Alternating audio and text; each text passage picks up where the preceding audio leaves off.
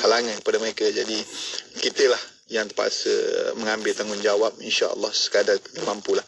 Dan Muslim Care insya-Allah akan berterusan membantu mangsa-mangsa gempa, sama ada di Turki ataupun di Syria lah, insya-Allah, sebagaimana cuma kita akan mikirkanlah bagaimana nak bantu. Mungkin apa ni, kita ada kerjasama juga Ustaz, kita ada tabung. InsyaAllah kita ada pakar psikologi. Fikirlah macam mana nak bantu.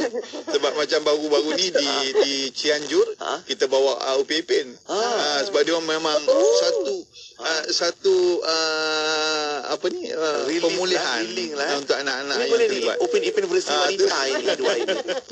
Boleh, insya-Allah boleh. Kita fikirkanlah, insya-Allah kan. Jadi alhamdulillah, terima kasih kepada IKIM yang telah bekerjasama dengan Muslim Care Malaysia dalam membantu. Kita ada tabung, insya-Allah boleh menyumbanglah melalui tabung yang telah kita war-warkan. Insya-Allah kita akan berterusan dan kita akan update dari masa ke semasa lah. InsyaAllah dapat wakil Muslim Care juga akan buat secara live nanti, insyaAllah. Untuk update yang terkini lah, insyaAllah. Kita perkongsian daripada wakil Muslim Care, dan tabung kita anda boleh dapatkan info nombor akaunnya di media sosial IKIM dan juga Muslim Care Malaysia untuk nombor akaun, dan anda boleh terus bantu saudara-saudara kita yang diuji di Turki dan juga Syria. Dan kita boleh bantu dari pelbagai segi, macam Ija dan Ika kongsikan tadi mengenai kewangan dan juga social media, posting-posting dan sebagainya.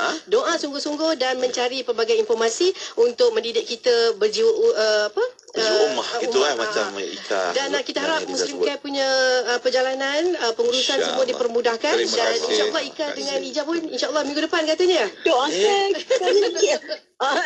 amin. Tapi kena bincang dulu sebab tarikh kita orang terlibat dalam syuting semua. Ada problem. Itu lepas pukul 10 lah bincang lagi dengan Muslim Care.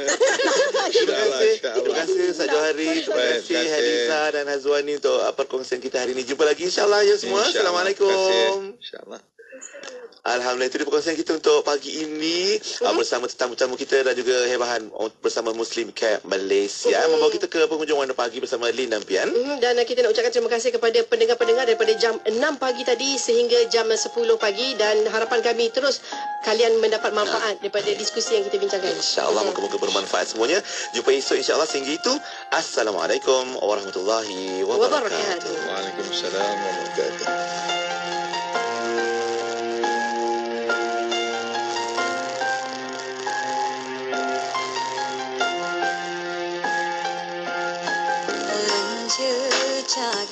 Kaki di bumi Gaza terasa bagaikan di syurga maya. Mereka tidak pernah kenal berputus asa. Mereka kata Allah tetap bersama kita, walau di mana jua kita berada, selagi kita terus berada di jalannya.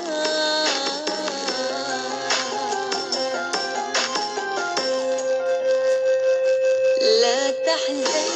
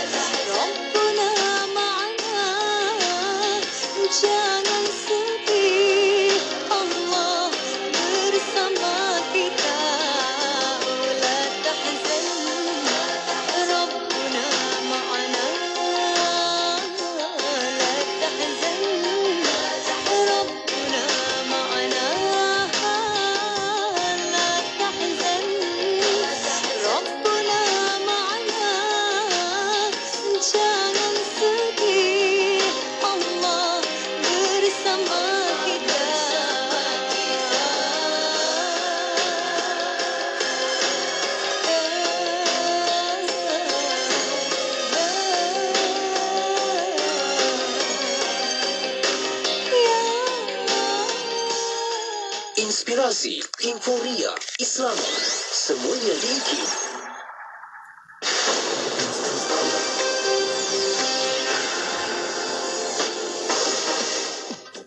Bismillahirrahmanirrahim. Assalamualaikum warahmatullahi wabarakatuh dan salam sejahtera. Bersama saya Ahmad Nazari Muhammad Yusof dalam berita IKIM. Kerajaan berhasrat meningkatkan lagi martabat golongan hufaz di Malaysia dengan memastikan mereka turut memiliki kelayakan akademik dan tidak terpinggir daripada aliran pendidikan nasional. Bercakap kepada pihak media selepas melakukan lawatan khas ke Universiti Perguruan Sultan Idris, UPSI, Timbalan Perdana Menteri Datuk Seri Dr. Ahmad Zahid Hamidi berkata, perkara berkenaan antara lain adalah menerusi langkah pewujudan modul pendidikan latihan guru ulul albab di Universiti Pendidikan Sultan Idris dan peluang untuk para hufaz melanjutkan pengajian dari peringkat sijil hingga ijazah di universiti tersebut. Menteri di Jabatan Perdana Menteri Haliwal Agama, Datuk Dr. Muhammad Naim Mokhtar meluahkan rasa kesal dengan tindakan pihak yang tidak bertanggungjawab membuang 13 naskah Al-Quran ke dalam longkang. Menerusi satu kenyataan, beliau berkata pihaknya telah bekerjasama dengan pihak polis untuk menyiasat kejadian itu dan akan mengambil tindakan terhadap mana-mana pihak yang sengaja melakukan perbuatan sedemikian berdasarkan undang-undang sedia ada. Di samping itu, ujar Datuk Dr. Muhammad Naim, pihaknya akan terus mempertingkatkan lagi program penerangan dan pendidikan berkaitan kaedah pelupusan Al-Quran kepada masyarakat Islam. Beralih pula ke laporan selanjutnya.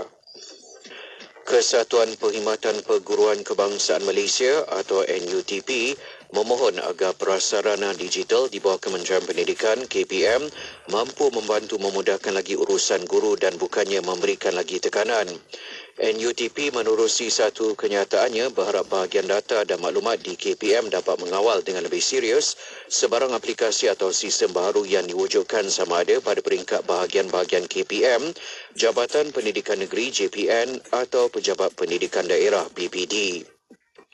Seramai 403,637 calon bakal menduduki peperiksaan bertulis Sijil Pelajaran Malaysia SPM 2022 yang bermula pada hari ini hingga 15 Mac melibatkan sejumlah 3,355 buah pusat peperiksaan di seluruh negara. Kementerian Pendidikan KPM dalam satu kenyataannya memaklumkan bahawa sejumlah 131,318 petugas peperiksaan telah dilantik bagi memastikan kelancaran pengurusan dan pengendalian peperiksaan itu.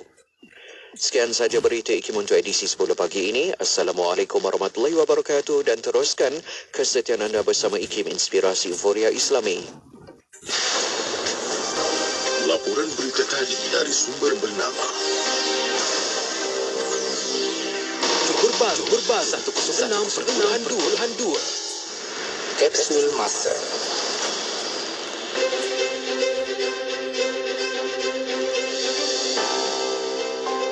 Pada 8 Februari dalam tahun 2008, Yang di-Pertuan Agong Tuanku Mizan Zainal Abidin berkenan menyempurnakan perasmian Masjid Kristal di Kuala Terengganu.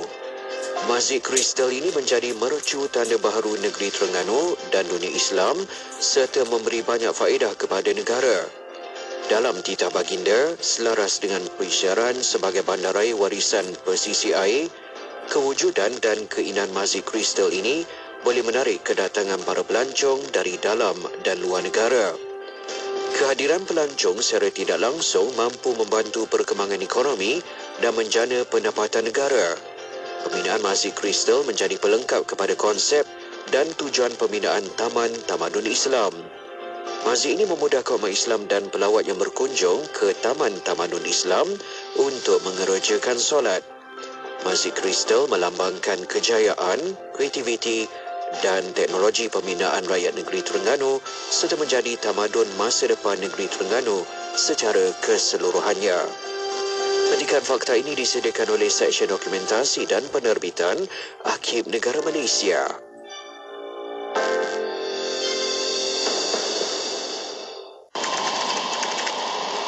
Hentikan penyebaran kandungan berbau insultan.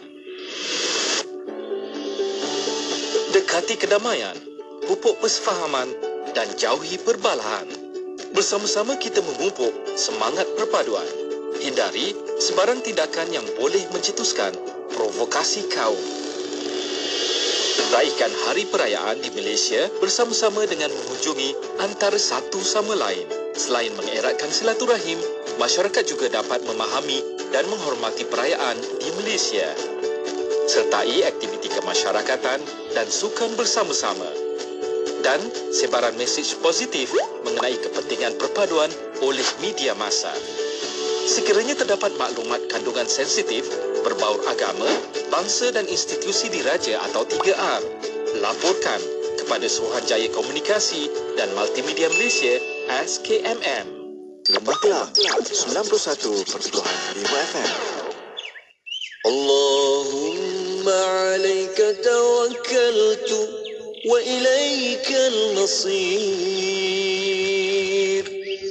Allahumma alaika tawakkaltu wa ilaikal masir. Allahumma alaika tawakkaltu wa ilaikal masir. Allahumma alaika tawakkaltu wa ilaikal masir. Allahumma alaika tawakkaltu wa ilaikal masir. Allahumma alaika tawakkaltu wa ilaikal masir. Allahumma alaika tawakkaltu wa ilaikal masir.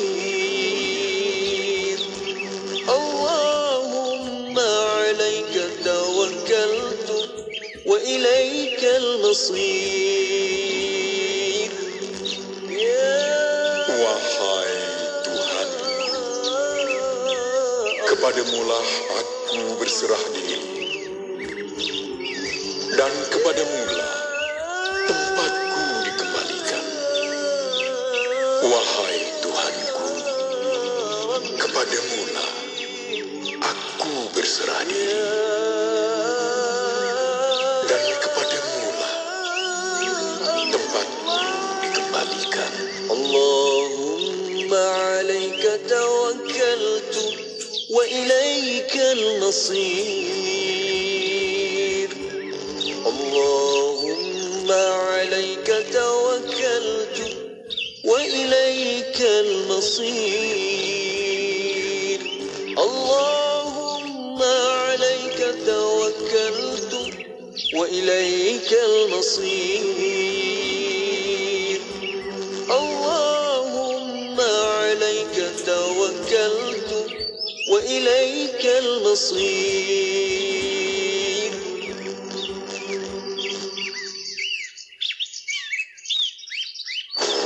Kuis inspirasi kembali lagi. Hadiah wang tunai hampir RM10,000 menanti anda. Caranya mudah saja. Tunggu isyarat memanggil, menerusi slot warna pagi dan destinasi setiap Isnin hingga Jumaat bermula 1 Februari hingga 17 Mac 2023. Jadi pemanggil terpantas dan jawab soalan untuk menang wang tunai RM150.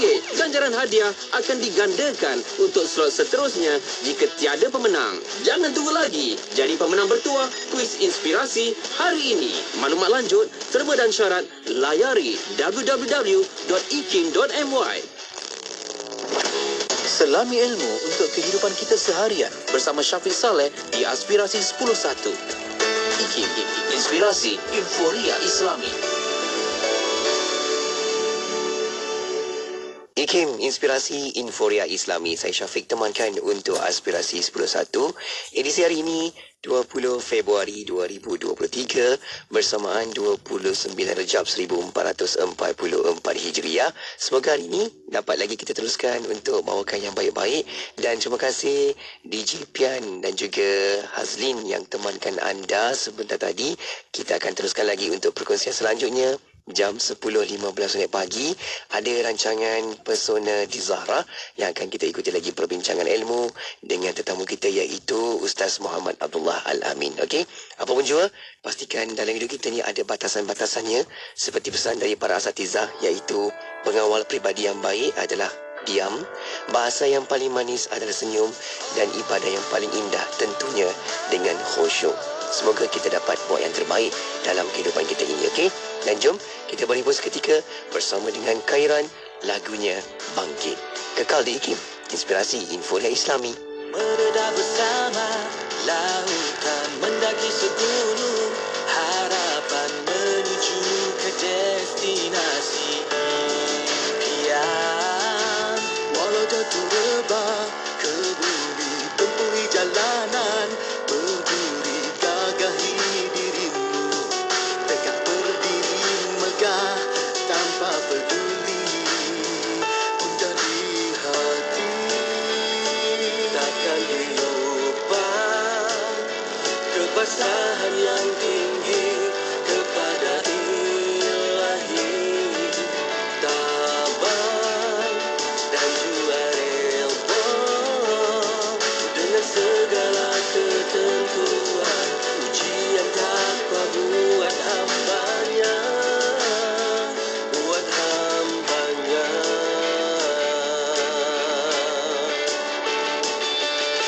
Langkah demi langkah biar tersusun arah, bangkit dari rebang walaupun dirimu parah. Patah sayap diri tiada kau peduli, kau gagah bertongkat parol biarpun setengah mati. Ada tapak tangan mengadu pada Tuhan, buang egomu yang meracuni keimanan. Usah kau leka dibuai nafsu jua syaitan, ku seru padamu dengan kalimah bangkit, bangkit, bangkit, bangkit. Singkirkan rasa berputus asa dari rahmat Tuhan yang Maha Esa. Pengharapan sepenuhnya di jiwa, janji Tuhan dan caranya di sana.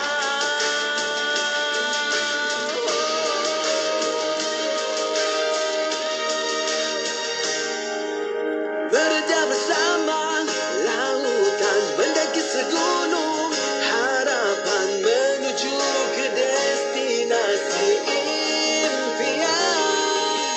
Walau jatuh rebah ke bumi, tempuhi jalanan, berduri gagahi dirimu, tegak berdiri megah tanpa peduli gundah di hati.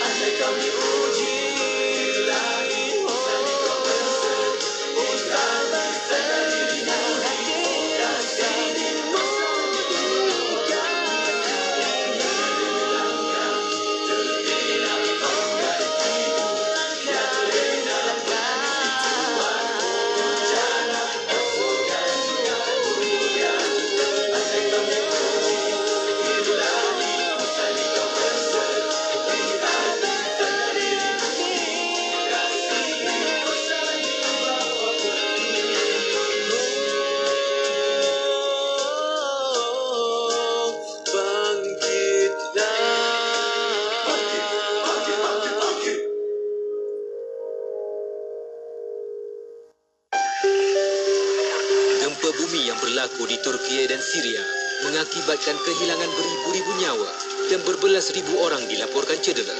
Kemusnahan harta benda, bangunan dan kediaman yang ranah. IKIM dan Muslim Care Malaysia menyeru orang ramai untuk menghulurkan sumbangan bagi mengurangi beban mangsa. Sumbangan boleh disalurkan kepada Muslim Care Malaysia Society melalui akaun Bank Islam Malaysia 1403 2010 093 666 dengan rujukan gempa bumi. Insya-Allah, setiap ringgit yang disedekahkan pasti memberi makna yang besar buat mereka. Semoga Allah Subhanahu Wa Taala meluaskan rezeki dan mengurniakan ladang pahala buat anda yang sudi menyumbang. Ayo bersama-sama dalam infak pembinaan Masjid Kampung Sungai Pusu Gombak. Percayalah, sesungguhnya tidak akan berkurang harta dengan melakukan sedekah. Anda terus boleh berinfak melalui laman sesawang masjidsungaipusu.com atau ke akaun Bank Islam 1416 2011 000520. Jom infak. Alfi, lain kali bila masuk rumah tu, bagilah salam.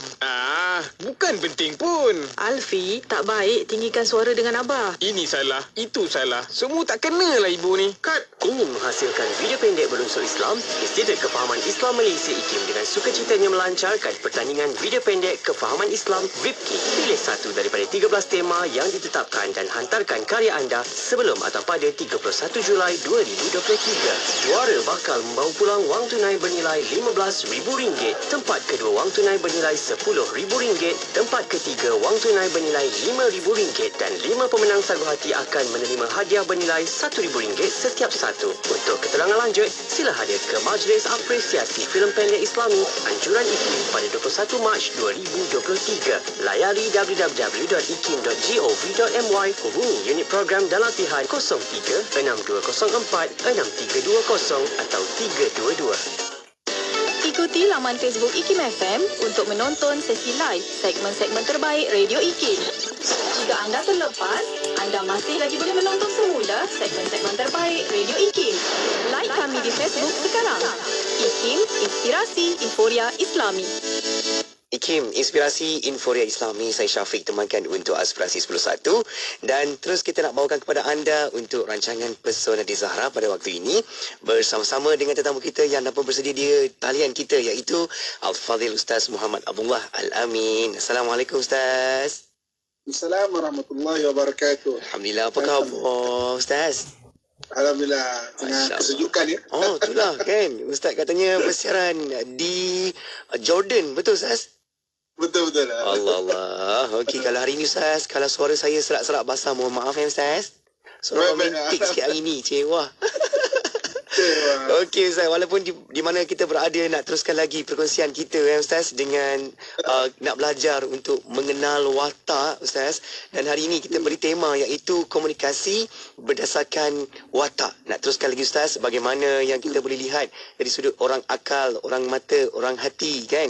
Dan untuk itu kita buka sedikit mukadimah Ustaz. Silakan. Okey. Bismillahirrahmanirrahim. Assalamualaikum warahmatullahi wabarakatuh. Alhamdulillah wassalatu wassalamu ala Rasulillah wa ala alihi washabihi man tabi'ahu wa man nasara wa wala. Dirahmati Allah, DJ Ustaz Syafiq kita doakan mudahan suara tu semakin sembuh ya. Amin. Alhamdulillah insya-Allah. Amin. Dan seterusnya kepada seluruh para pendengar, ibu-ibu, akak-akak, ayah-ayah, serta abang-abang yang saya sayangi dan saya doakan kebaikan sekalian. Syukur Allah Subhanahu wa taala daripada kejauhan mana-mana dunia kita tetap dapat bersiaran dalam Pesona Zahra. Kita sama-sama menuntut ilmu mengenal diri kita dan bercakap komunikasi dalam rumah tangga dan juga pasangan kita insya-Allah. Okey, pada pagi yang berbahagia ni, perkongsian kita, saya nak kongsikan mengenai iaitu apabila satu orang itu stres ataupun satu orang itu kita panggil in the grip, maksudnya kena grip, apa akan jadi kepada dia, apa komunikasi yang kita kena faham pada dia. Okey, sebelum itu sebagai permulaan saya ulang balik bahawa Allah Subhanahu wa taala menjadikan manusia ini tak sama. Maknanya Allah jadikan kita dalam Quran, Allah Subhanahu wa taala sebut dalam surah Al-Hujurat, ya ayuhan nas, wahai manusia, inna khalaqnakum min dzakari wa untha wa ja'alnakum syu'uban wa qabaila lita'arafu. Kami jadikan kamu lelaki perempuan berbilang-bilang bangsa untuk tujuannya apa? Lita'arafu, untuk kamu kenal. Sebab itu kalau saya bicara mengenai mana mengenal ini, siapa-siapa pasangan yang baru kahwin dalam tempoh 10 tahun, dalam tempoh 10 tahun saya nak ucapkan selamat pengantin baru. So, pengantin baru ini dalam tempoh 10 tahun. So 10 tahun tu baru nak mengenal 10 tahun tu baru nak mengenal. Ta'arufu. Jadi saya ucapkan selamat pengantin baru kepada semua yang bawah 10 tahun dalam tempoh perkahwinan. Okey, jadi maknanya kita ulang dulu sikit bahawa orang ni sudut watak ni nanti kita tahun lepas 2023 kita bicara mengenai emosi. Tahun ini kita bicara mengenai watak. Nanti tengah tahun ni kita correlationkan antara kedua tu. Untuk kita lebih faham lagi Okey, daripada sudut watak ni manusia ada 4. Okey, yang pertama sekali adalah orang mata kita panggil Nak senang faham kita guna M-A-T-H matematik lah, perkiraan. M mata, A akal, T telinga, H hati Maknanya yang pertama orang mata. Orang mata ni action oriented, orangnya nak cepat-cepat, maksudnya bergerak dulu kadang-kadang, kemudian maksudnya ada reaksi spontan. Okay? Yang keduanya akal. Orang akal ni dia adalah orang yang banyak analisa. Orang akal ni mukanya nak boleh kenal dia muka tak berperasaan, stone je kita panggil tak berperasaan, malah nak ambil pot itu muka dia, mulut dia agak sinis. Okey. Kemudian orang telinga ni information oriented, maklumat. Kemudian baru bergerak, orang lain akan anggap dia lambat, tapi sebenarnya bukan lambat, dia perlukan maklumat. Dan yang keempat adalah orang hati. Orang hati ni dia kita panggil inner oriented, maknanya dalaman tu penting bagi dia. Jadi maknanya orang hati juga dipanggil people oriented. Dia adalah orang yang suka kebersamaan dengan orang-orang lain. Okey. Orang hati fikir bagi pihak orang lain. Dia fikir bagi pihak orang lain. Dia tengok hari ni DJ Syafiq tak ada suara, dia fikir bagi pihak DJ Syafiq. Agaknya susah nak cakap, penat agaknya. Dia fikir bagi pihak. Itu orang hati. Okey, bimbang kakak tentang muslimat sekalian. Okey, keempat-empat watak ini dia ada dalam diri kita. Empat-empat watak ni dia ada dalam diri kita. Yang kita perlu cari adalah susunan dia. Sebab itu dalam masa kita bicara mengenai watak pada tahun 2023 ni, maka setiap hari kita perlu cuba cari susunan dia. Nombor 1, nombor 2, nombor 3, nombor 4. Okey, katakanlah nombor 1 tu apa? Katakan mata. Nombor 2 katakanlah telinga, mata ke telinga. Nombor 3 dengan 4 apa? Jadi sepanjang kita bicara ni cari. Sebab keempat-empat ni dia ada kat dalam diri kita. Sebab tu kadang-kadang kita rasa kita ni semua ada. Tapi semua ada tu kita tak kira keadaan-keadaan yang kadang-kadang. Kita kata kadang-kadang saya jadi macam orang hati lah kan. Kadang-kadang itu bukan diri kita. Kita panggil itu secara selectively, secara terpilih kita jadi macam tu. Ini yang biasa adalah yang harian kita tu. Kadang-kadang kita mungkin jadi teliti detail. Mungkin sebab education, pelajaran kita, mungkin pengalaman kita lalu, dalam setengah-setengah keadaan kita detail. Tapi tak dalam biasa keadaan kita redah je, kita orang mata contohnya kan. Kadang-kadang tidak dikira. Sebab tu kita kena cari 1, 2, 3, 4. Okey. Ini buat kakak tuan-tuan sekalian. Watak yang pertama dan kedua dalam diri kita, itu diri kita. Itu cara kita berkomunikasi. Itu cara kita bergerak harian. Contoh katakanlah DJ Syafiq katakanlah maknanya telinga ke hati contohnya kan. Dia detail tapi dia fikir orang kan. Okey. Tu maknanya telinga ke hati. Ada orang kadang-kadang dia mata ke hati. Dia gerak tapi fikir orang. Ada orang kadang-kadang dia akal ke telinga contohnya kan. Dia fikir tapi dia agak detail kan. Maksudnya orang ni yang pertama dan kedua adalah watak kita. Okey. Yang watak yang ketiga dengan keempat, dia akan keluar ketika satu orang tu stres. Berarti kita kena tahu kita kena tahu di pensusunan dia. Kan?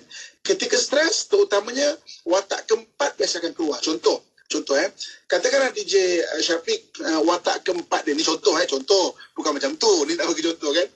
Katakan DJ Syafiq, saya rasa mungkin watak keempat lah mata contohnya kan. Contoh. Jadi ketika stres dia akan jadi mata. Contohnya, dia stres jadi mata ni kan nak cepat kan? Bila biasanya tersusun, ada jadual. Kalau stres, lantak bolehlah. Buat je kan? Jangan sampai. Ketika stres, dia jadi macam itu. Okey? Jadi, dia punya pertama sekali, bila kita faham bahawa ketika stres, orang tidak menjadi seperti mana diri dia, orang tidak menjadi seperti mana diri dia, ada dua dimensi yang perlu kita tengok. Yang pertamanya, kita tidak boleh menghukum dia. Menghukum maksudnya, kita tak boleh label dia pada watak keempat dia. Contoh, ibu-ibu kakak tuan-tuan sekalian, secara realiti dia. Ini kita cerita secara realiti dia. Dalam rumah tangga, ketika seorang isteri stres, mungkin dia bukan orang mata, dia tersusun orangnya. Ketika stres, dia marah jadi orang mata. Oleh kerana watak empat tu bukan watak kita, dia punya keadaan adalah kita kadang-kadang tak pandai nak kontrol watak empat itu. Contoh kalau saya buat dalam bidang kuda contoh. Contoh kuda ni dia bayangkan ibarat ada 4 ekor kuda. Kuda pertama, kuda kedua ni kita biasa naik, kita kenal dia, kita tahu perangai dia macam mana. Kuda ketiga dan yang keempat ni kita jarang naik. Jadi oleh kerana kita jarang naik, kadang-kadang kita naik, kita tak pandai nak kontrol dia. Contoh kata kita ada kereta pun dia punya cara tak sama. Kita biasa bawa kereta kita kan, kita katakanlah kita biasa bawa kereta Honda contohlah Honda kan. Kita ada 4 kereta. Kereta keempat kita kancil contohnya. Brek kancil takkan sama dengan brek Honda. Brek Honda mungkin lebih lembut. Brek kancil mungkin maksudnya tekan tu terberhenti. Jadi oleh kerana tak biasa bawa, ketika hujan, ketika pula tu, mungkin kita tak pandai nak kontrol sangat. Dan apabila kita tak pandai kontrol sangat, pertama sekali takut kita tak jadi diri kita tu, dia membahayakan diri kita. Nanti saya akan bawa cerita contoh contoh kisah macam mana orang jadi watak keempat dia dan akhirnya memudaratkan diri dia kalau dia tak faham. Okey. Jadi dimensi pertama yang kita kena pandang adalah kita tak boleh label satu orang ketika watak keempat dia keluar. Contoh, katakan satu orang isteri, ketika watak keempat dia keluar, katakan watak keempat dia adalah mata. Dia adalah orang hati, bagus, baik, fikir orang, fikir suami, fikir selalu hidup dia sentiasa fikir untuk keluarga dia. Ketika watak keempat keluar, dia jadi mata. Oleh kerana mata kan membuat dia contohnya kan. Di mana ketika tu dia marah, baling barang contohnya. Kita tak boleh nak cerita kat orang, suami isteri saya ni memang tak guna lah. Kalau ni memang tak ada nak asyik nak baling barang kat saya je kan. Kita tak boleh nak cerita kat orang ataupun kita tak boleh nak label dia watak empat dia. Sebab ketika itu dia tengah stres, dia bukan diri dia. Tak adil bagi kita label orang pada benda negatif yang bukan watak dia. Tak adil itu benda yang pertama yang kita kena faham. Betul kan ibu-ibu kakak saya sekalian, saya dalam mengendalikan keadaan rumah tangga, beribu kes kita biasa kendalikan. Kebanyakan orang ketika bergaduh, dia stres, keluar watak keempat. Ketika datang kepada untuk orang penasihat ke peguam syar'i kepada orang dia nak bagi nasihat sebagainya, dia akan cerita keburukan pasangan dia sebagai watak keempat itu. Dia kata, isteri saya ni, suami saya memang tak guna pun, orang asyik mengungkit aja. Suami dia tak pernah mengungkit, tiba-tiba watak keempat telinga ni kan memang dia tersusun, dia pandai berkira kan. Tapi apabila dia jadi watak keempat, dia pandai berkira, dia mengungkit. Asyik saya je awak ni. Itu yang dia highlightkan. Suami saya mengungkit lah apalah. Tidak adil. Kita melabel satu orang itu dengan watak keempat dia. Sebab watak keempat keluar ketika stres. Kita kadang-kadang itulah kadang-kadang manusia kan. Orang akan menghukum atau melabel seseorang itu ketika dia ada respon stres dia. Dia tak berfikir kenapa orang tu boleh stres. Kadang-kadang suami tu provok isteri, asyik cakap nak kahwin lagi contohnya kan. Contoh kan. Isteri jadi stres. Jadi isteri jadi respon watak keempat. Kalau kita kata dia, isteri saya memang tak baik lah orang dia, melawan saya lah kan. Kenapa ketika taat kita tak highlight benda yang baik taat itu? Kenapa ketika stres kita yang provok dia, kemudian kita kata dia jahat? Ini kadang-kadang tidak adil satu orang memberi pandangan kepada pasangan dia. Suami contohnya kan. Kita suami melalui berbagai pengalaman dia. Dengan siapa dia nak cerita? Dengan isteri lah kan. Ketika nak bercerita dengan isteri dengan hasrat untuk dapat simpati, kena marah pula. Itulah bang, dah cakap lama dah degil. Kena marah pula. Salah semua tak kena Ustaz. Semua salah. Itu kadang-kadang suami kan. Cakap salah, tak cakap salah kan? Maknanya akhirnya semua salah. Tak cakap salah kan? Akhirnya kena marah kan? Ketika kena marah, kadang-kadang ada respon watak keempat. Ketika itulah dia kena label. Memang berkira punya lelaki lah apa semua. Jadi tidak adil. Itu satu benda yang kita kena faham. Dan yang keduanya, kita tunggu berehat sebentar. Ya, baik Ustaz, kita nak berehat seketika. Kita akan kembali selepas ni untuk bincangkan lagi dengan tajuk kita komunikasi berdasarkan watak supaya kita faham dan kita adil dalam kita memberikan respon kepada seseorang. Okey, kita berehat seketika. Anda jangan ke mana-mana. Terus like, komen, share di Facebook juga di YouTube IKIM. Kembali selepas ini, kekal di Radio IKIM. Masjid Jami' Kuala Lumpur. Masjid Jami' Sultan Abdul Samad atau dikenali dengan nama Masjid Jami' Kuala Lumpur ini asalnya telah dibina oleh pedagang-pedagang Islam yang berasal dari India. Masjid ini berada di antara persimpangan Sungai Kelang dan Sungai Gombak, Kuala Lumpur pada zaman penjajahan British. Masjid Jamek ini terletak di Jalan Tun Perak, Kuala Lumpur. Ia telah dibina dengan rasminya oleh Sultan Selangor, Sultan Alauddin Sulaiman Shah. Masjid yang tertua di wilayah persekutuan ini mendapat tumpuan orang ramai di sekitar pusat bandar, iaitu berhampiran dengan dataran Merdeka dan perhentian LRT. Ia menjadi sebahagian daripada mercu tanda Kuala Lumpur sebagai kota kebudayaan Islam. Masjid ini dibina pada tahun 1909. Reka bentuknya diselia oleh pemangku arkitek Kuala Lumpur pada ketika itu, iaitu Arthur Benison Hubbard. Masjid ini memudahkan kaki tangan kerajaan beragama Islam mengerjakan solat 5 waktu dan solat Jumaat. Masjid Jamek merupakan masjid utama bagi solat Jumaat dan pusat aktiviti Islam sehinggalah Masjid Negara dibina pada tahun 1967. Reka bentuk masjid ini menurut tata rajah tradisional India Utara dengan dewan solat terbuka ke arah laman tertutup atau sahan. Masjid ini diapit dengan 2 menara dan beberapa menara lebih kecil. Kubah berbawang di kemuncak dewan solat dan di kemuncak menara menyerupai seni bina Moghul.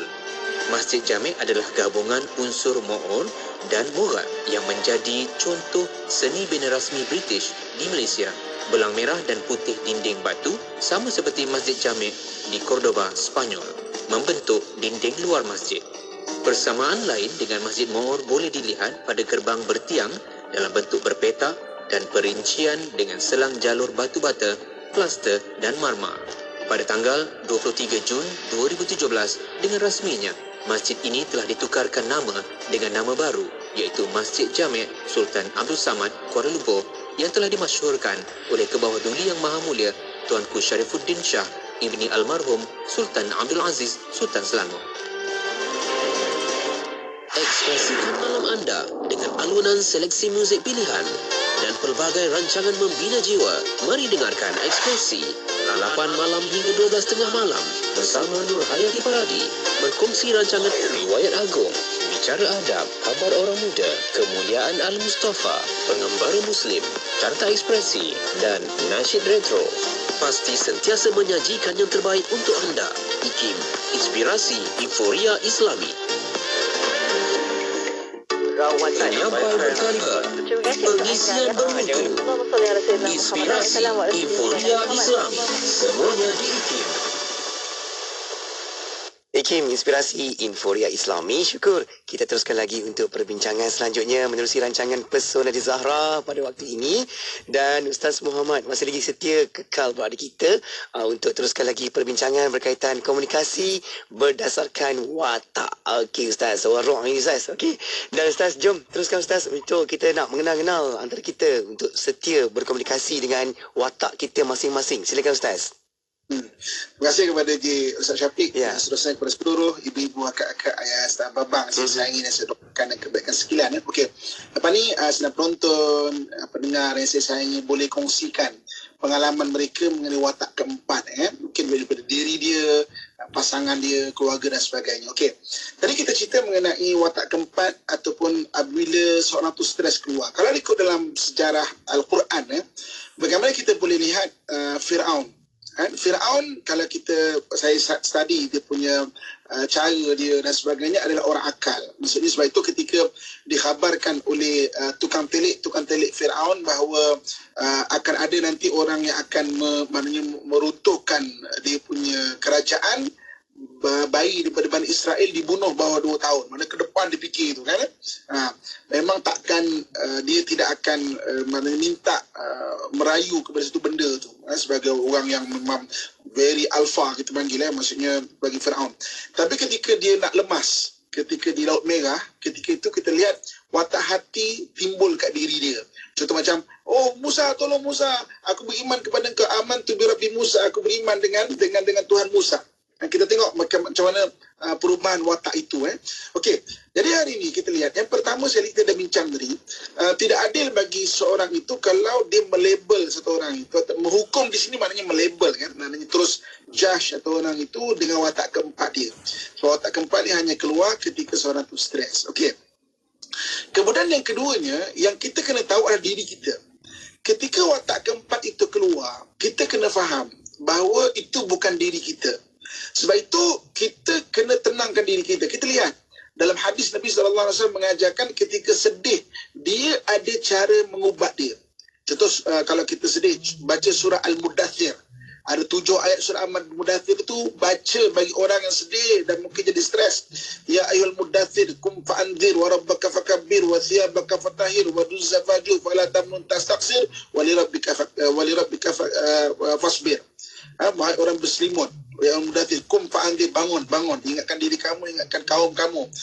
Kemudian ada 5 step dia bagi orang sedih, iaitu wa rabbaka fakabbir, Tuhan kamu agungkan. Belief system, keimanan kuatkan balik.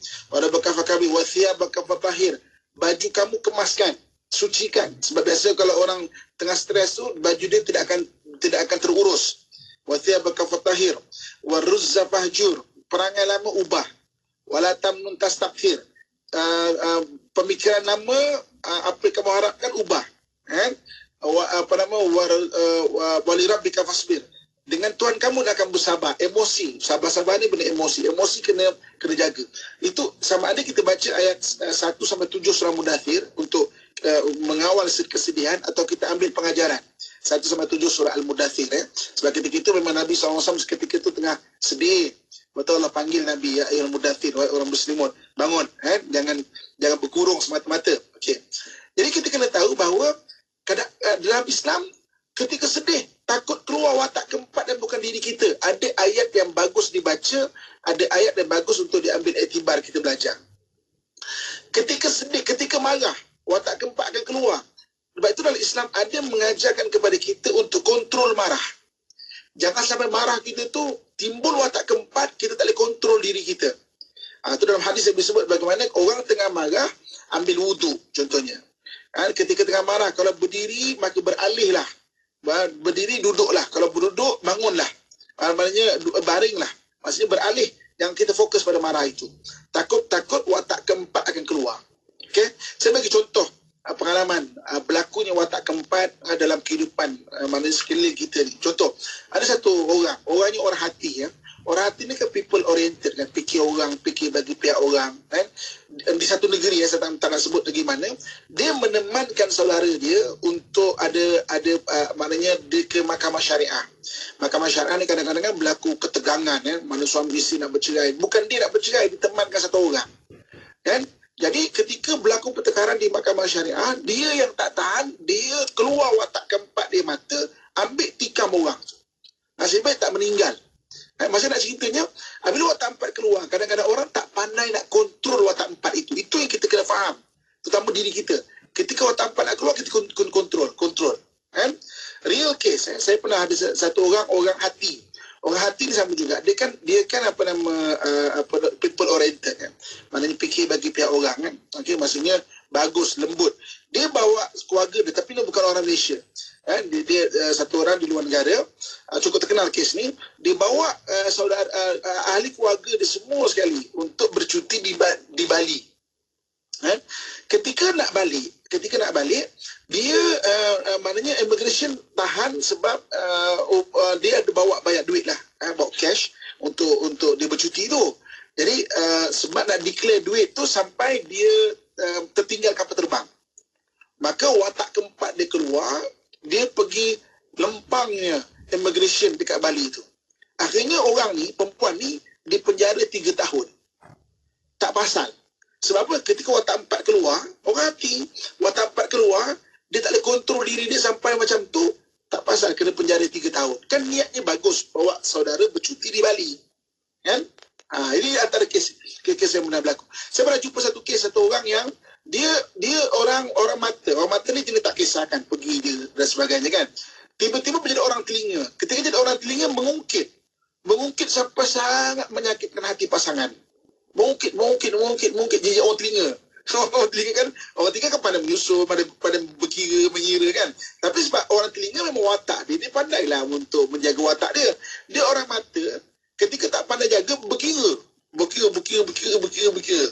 Kan? Saya pernah jumpa satu orang yang orang hati, sama juga orang hati, dan dia bergaduh dengan ipar dia. dia jadi orang akal. Orang akal terus fikir macam mana nak jadikan ipar dia tu masuk lokap. Dan dia buat cerita sampai ipar tu boleh masuk lokap. Kan tak nice tu benda macam tu. Kan tak bagus benda macam tu kan. Sebab jadi fitnah dan sebagainya. Tapi nak ceritanya, bila watak keempat itu keluar, kalau orang tak pandai nak kontrol diri dia, sangat bahaya. Sebab tu Islam ada pengurusan marah. Islam ada pengurusan sedih. Islam ada pengurusan emosi supaya watak empat tidak keluar. Kenapa? Yang pertamanya, orang jangan menglabel atau menghukum seorang orang itu, menghukum kepada melabel ketika watak empat keluar. Yang keduanya, kita sendiri. Kita kena tahu susunan kita watak 1, 2, 3, 4. Sebab apa? Takut watak 4 tu keluar yang kita maksudnya bukan diri kita tak pada kontrol. Satu real case. Orang yang sangat bagus, orang akal, maknanya tahu apa peranan dia, apa objektif dia dalam keluarga, tiba-tiba jadi watak 4, watak mata. Bergaduh jadi watak mata, bawa kereta laju-laju tak kira dah. Membahayakan diri dia, membahayakan orang lain. Nasib baik tak aksiden. Tapi ketika watak mata keluar, buat kerja contohnya kan. Apa tak bahayanya? Bila seorang itu keluar watak 4 yang dia tak boleh nak kontrol benda tu. Jadi memang kat tuan-tuan muslimin muslimat sekalian, komunikasi dengan watak kita kena faham. Bahawa ada keadaan, berarti kita kena tahu watak 1, 2, 3, 4. 3 dan 4 ini akan keluar ketika stres. Dan ketika itu kita kena faham itu bukan diri kita. Kita kena tenangkan diri kita. Takut-takut dia menguasai diri kita yang kita tak pada kontrol. Akhirnya memudaratkan kita. Okey, lepas ni kita mungkin boleh dengar pertanyaan, perkongsian kepada sidang pendengar sekalian mengenai watak 4, insyaAllah. Baik, Ustaz, insyaAllah pasti kita akan bincang lagi, Ustaz. Dan nak tahu dengan lebih lanjut, anda boleh hantarkan ke talian WhatsApp konti kita soalannya di talian 011-29-004-004. Kita nak berehat seketika untuk nak dapatkan lagi soalan pertanyaan selepas ini, okey? Rehat seketika, kembali selepas ini, kekal di Radio IKIM. Siti, kamu ni kejap solat, kejap tak. Jangan buat main-main, Siti. Sibuk, Mak. Masa terhad sikit. Manakah nak rehat untuk makan lagi? Nak cuci makeup sebelum solat lagi? Dah tahu masa tu terhad. Carilah sesuatu yang memudahkan. Kamu tengok Sisa tu. Sempat aja dia nak bersih dan tanggalkan makeup sebelum wuduk. Dia pakai hot set kosmetik Nuraisa, Mak. Nuraisa kosmetik mesra wuduk tu? Habis tu, kenapa kamu tak pakai hot set kosmetik Nuraisa juga? Nuraisa kan kosmetik mesra wuduk. Lina, perasan tak? Saya tengok sekarang ni kan banyak syarikat mempromosikan produk mereka di media sosial. Mestilah Aisyah. Media sosial ini kan semakin mendapat perhatian sebagai platform penting yang interaktif dan efektif. Oh, patutlah. Sebelum ni kita hanya bersiaran di Radio IKIM je. Sekarang, Radio IKIM tawarkan untuk bersiaran di Facebook dan YouTube. Menarik sangat tu. Saya tengok pengikut di media sosial IKIM lebih 1 juta. Dah, jom kita telefon sekarang. 012-686-9236 untuk tepas slot. Penjagaan warga tua di Malaysia lazimnya diletakkan di bawah penjagaan informal berbanding dalam institusi. Ia dilakukan atas dasar tanggungjawab, kasih sayang dan membalas budi. Dalam Islam, anak-anak dituntut untuk melayani ibu bapa, khususnya yang telah lanjut usia, dengan lemah lembut. Bagaimanapun, masyarakat dilihat kurang memberi tumpuan dan perhatian kepada kesejahteraan penjaga warga emas kerana ia dianggap sebagai isu kekeluargaan dan sensitif untuk dibincangkan. Hakikatnya, prospek penjaga bagi warga emas melangkaui skop tanggungjawab, hubungan kekeluargaan dan emosi kerana turut melibatkan aspek keupayaan, sistem sokongan dan kemampuan penjaga. Isu ini menjadi semakin penting kerana populasi warga tua semakin meningkat dan Malaysia perlu bersedia menjadi sebuah negara tua menjelang 2030. Bagi membincangkan isu ini, IKIM akan menganjurkan program Muzakarah Pakar Hak dan Tanggungjawab Penjaga Warga Emas menurut perspektif Islam pada 14 Mac 2023. Kami mengalu-alukan penyertaan daripada wakil agensi kerajaan berkaitan, pengendali Pusat Kebajikan Warga Emas, persatuan dan ketua masyarakat setempat, ahli akademik, penyelidik, penjaga warga emas dan individu yang berminat untuk menyertai muzakarah pakar ini. Tempat adalah terhad. Layari laman web IKIM untuk maklumat lanjut. Melaka 89.5. kembali bersama IKIM, Inspirasi Inforia Islami, dan nak teruskan lagi perkongsian kita menerusi rancangan Pesona di Zahra. Akan kita dengarkan perkongsian oleh Ustaz Muhammad Abdullah Al-Amin. Baik Ustaz, ada soalan yang kita dapat di talian WhatsApp konti kita. Ada yang bertanya, Ustaz, saya termasuk watak mana bila berbincang suka bercamgah arus, Ustaz? Bagaimana? Okey, kalau daripada apa yang dicerita tu, kebiasaannya orang telinga. Itu belum stres lagi sebenarnya. Sebab orang telinga tu dia information oriented. Maksudnya dia maklumat. Sebab tu oleh kerana dan orang telinga adalah orang yang sangat mementingkan maklumat, tapi maklumat apa yang dia dapat. Kan? Jadi sebagai orang telinga kadang-kadang dia kena faham bukan semua benda yang dia tak jumpa tu maknanya tak ada. Kan? Betul kadang ini memang banyak maklumat. Jadi bercanggah tu sama ada orang telinga. Kalau orang akal punya percanggahan biasanya logik. Kan? Sebab orang akal ni dia akan mementingkan logik, tapi logik dia. Logik dia so maksudnya mungkin dia orang akal, mungkin dia orang telinga. Wallahu alam. Okey. Di Facebook Ustaz, ada sahabat kita bertanya, Ustaz, macam mana menyeimbangkan komunikasi watak orang tua dan anak agar tak muncul watak yang keempat itu? Contohnya, watak ibu, telinga dan mata. Watak anak pula hati, Ustaz. Bagaimana? Okey. Orang hati ni antara satu yang cabaran dia lah kan, bagi bukan orang hati, iaitu dia inner oriented. Dia benda dalaman sangat penting bagi dia. Sebab tu kadang dia kena cakap baik-baik, dia kena pujuk-pujuk, dan benda tu memerlukan masa yang agak panjang. Kalau ada pasangan orang hati contohnya, kalau merajuk agak panjang berbanding dengan orang akal. Orang akal dapat objektif, okey. Orang mata gaduh bagai nak kiamat contoh kan. Lepas 5 minit semua detach maknanya macam tak ada apa-apa berlaku pun. Okey.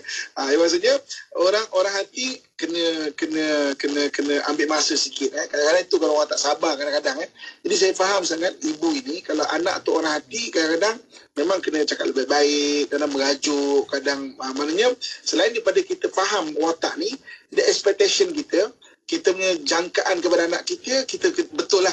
Taklah kita kata penat aku, pening.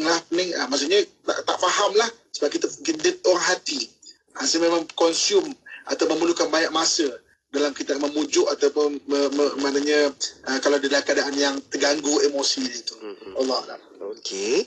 Seterusnya ada yang bertanya, Ustaz, kalau orang yang mengamuk tiba-tiba tapi bukan kena sampuk atau kena sakal ke katanya, adakah itu watak keempat seseorang apabila dia tertekan dan stres, tak dapat kawal diri dan situasi semasa? Okey, mengamuk ni semua orang boleh mengamuk. Cuma gaya mengamuk macam mana? Kalau watak keempat dia mata, sebelum ni dia mungkin biasanya orangnya tertib, tiba-tiba dia mengamuk, meletup baling barang ke keluar macam gitu, itu biasanya watak empat mata. Okey, kalau dia mengamuk dengan cara macam merancang satu benda itu baru watak keempat dia adalah akal. Ada orang mengamuk tu rancang, nak buat macam ni kan. Kalau dia mengamuk dengan cara dia tak boleh kontrol, itu biasanya orang hati. Kan, watak hati keluar. Dia tak boleh kontrol. Saya pernah jumpa DJ Syafiq satu orang ibu baru melahirkan anak dalam 2 minggu, anak masih menyusu lagi. Dia jadi orang hati, dia orang akal, dia jadi orang hati, dia merajuk tinggal anak. Padahal dia takkan macam tu. Seorang ibu naturally bukan itu dia punya naluri. Dia boleh tinggal anak depan anak tengah menyusu badan tu padahal. Dia merajuk yang tak pandai kontrol diri dia. Orang hati merajuk juga, dia pandai kontrol sebab itu watak dia. Jadi dia menjadi orang hati yang tak pandai kontrol. Maksudnya mengamuk tengok gaya cara mengamuk macam mana. Sebab dia mengamuk orang hati lain, orang akal lain, orang telinga lain, orang mata lain, dan itu watak pertama. Ada juga mengamuk sebab watak pertama, ada yang watak keempat. Kalau dia masih pandai kontrol, itu masih watak pertama dia. Tapi kalau tak boleh kontrol, itu bukan watak pertama, itu watak keempat diri dia. Okey. Baik, Ustaz. Seterusnya, kalau sifat bertangguh-tangguh boleh masuk dalam watak yang mana, Ustaz? Okey, bertangguh-tangguh ni dia emosi. Dia emosi. Kita akan bincang nanti. Okay, tahun lepas kita kongsikan mengenai ada orang emosi warna biru, warna kuning, warna merah dan warna hijau. Biasanya tangguh-tangguh ni kalau ikut emosi. Kalau pendengar setia kita, Puan Zahra ni, dia ada dalam emosi warna biru. Biru ni santai, kan? Nanti di tengah tahun ni kita akan correlationkan antara watak dan juga emosi. Sebab orang mata dia ada emosi dia yang maknanya yang inborn, lahir dari ke situ. Orang telinga ada emosi dia, orang akal ada emosi dia, orang hati ada emosi dia. So kalau kita cerita mengenai bertangguh ni, itu dah lebih pada emosi. So emosi, kalau ingat lagi kita bincang pada tahun lepas, emosi warna biru kita sebut. Biru ni santai, kita suka tangguh. Wallahualam. Okey Ustaz, itu saya kira dengan perbincangan watak-watak yang perlu kita tahu kan Ustaz, supaya kita dapat buat persediaan dan kita memahami antara satu sama lain, dan boleh kita jadikan sebagai satu panduan lah kan, supaya tidak terlebih-lebih dan kita boleh mengawal perasaan itu Ustaz. Sampai di ujung pertemuan, mungkin Ustaz sedikit kesimpulan Ustaz, bagaimana kita boleh seimbangkan emosi kita dengan watak-watak yang kita ada di sekeliling kita ni Ustaz. Silakan. Ibu-ibu, kakak, tuan-tuan, muslim-muslimat yang saya sayangi dan saya doakan yang kebaikan sekalian kan. Okey. Kita hidup dalam komuniti manusia. Apabila manusia dia ada satu maksudnya Allah sebut laqad khalaqnal insana fi ahsani taqwim. Kami jadikan manusia sebaik-baik susunan. Maknanya kita boleh faham manusia itu kalau kita ada ilmu. Okey. Jadi macam mana cara kita nak faham? Sebab Allah sebut dalam Quran surah Hujurat tu lita'arafu, untuk kamu kenal. Kan kita hari ini bincang mengenai watak. Hadamkan betul-betul mengenai watak. Nanti kita dah bincang mengenai emosi, hadamkan betul-betul mengenai emosi. Nanti kita akan cuba lebih memahami lagi. Dan bila kita lebih memahami lagi, yang penting adalah kita punya expectation, kita punya jangkaan, kita punya sangkaan pada satu orang itu kita dah boleh maknanya faham. Contoh kan, hari ini saya berada di sekitar bumi Palestin, Jordan kan. Okey. Kita di Malaysia sekarang ni tengah maknanya agak hujan dan kita tak ada musim sejuk. Kan? 2 minggu lepas Jordan dipenuhi salji. Maknanya ada salji, dia aman sekalipun. Jadi apabila kita faham, saya nak datang ke Jordan ni, saya faham tengah musim sejuk, jadi saya pakai baju sejuk. Saya bawa baju sejuk. Yang baju ni saya takkan pakai di Malaysia. Saya takkan pakai di Malaysia baju ni sebab tak perlukan benda ni. Jadi bila saya bawa baju ni ke luar negara, saya faham apa yang berlaku di sini. Maknanya taklah saya stres. Kan? Taklah kata, apalah Jordan tak gunalah kan, sejuk lah apalah, relax lah kan, maksudnya tempat lain semua panas. Saya tak kata macam tu. Saya faham Jordan ni tengah musim sejuk. Contohnya kan, kalau mungkin saya datang bulan 6, bulan 7, dia mungkin tengah musim panas. Saya tak perlu pakai baju sejuk. Penat-penat kita bawa baju sejuk, macam tak dihargai je, rupanya sampai sini panas. Jadi sama juga manusia. Kalau kita dah faham dia tu jenis macam mana, maknanya kita boleh maknanya bertoleransi dengan keadaan orang itu. Taklah kita kata macam, apa ni, tak faham lah kan, apa lah ni tu lah. Jadi apabila kita memahami orang ni memang tak sama. Ada orang mata, ada orang akal, ada orang hati, ada orang telinga. Kita punya expectation kita boleh jaga. Jadi bila kita menjaga, komunikasi kita akan lebih bagus. Toleransi kita akan lebih besar dan luas lagi. Dan yang penting sekali dalam rumah tangga, membawa kebaikan. Kan? Sampailah ke hujung. Maknanya pengakhiran kita tu, dikurniakan keluarga bahagia di dunia dan jumpa nanti di akhirat sebagai keluarga yang bahagia, insyaAllah. Amin. Pastinya kita dapat keluarga yang penuh dengan sakinah, mawaddah dan juga warahmah. Amin. InsyaAllah Ustaz, di ujung ni doa Ustaz untuk sama-sama kita. Amin kan? A'udzubillahi minasyaitanirrajim. Bismillahirrahmanirrahim. Alhamdulillahirabbil alamin wassalatu wassalamu ala asyrafil anbiya'i wal mursalin wa ala alihi washabihi ajma'in. Ya Allah, ya Tuhan kami, kurniakan kepada kami keluarga yang bahagia, ya Allah. Dan jadikanlah keluarga kami keluarga yang soleh dan solehah, ya Allah. Ya Allah, ya Tuhan kami, ampunkan segala dosa dan kesalahan kami, ya Allah. Kedosa dan kesalahan pasangan kami, ahli keluarga kami, ibu dan ayah kami, ya Allah. Dan kepada guru-guru kami, ya Allah. Ya Allah, ya Tuhan kami, kurniakan kepada kami kekuatan untuk memperbaiki diri kami, ya Allah. Dan rezekikan kami untuk membuat amalan yang kekal pahalanya sepanjang zaman, ya Allah.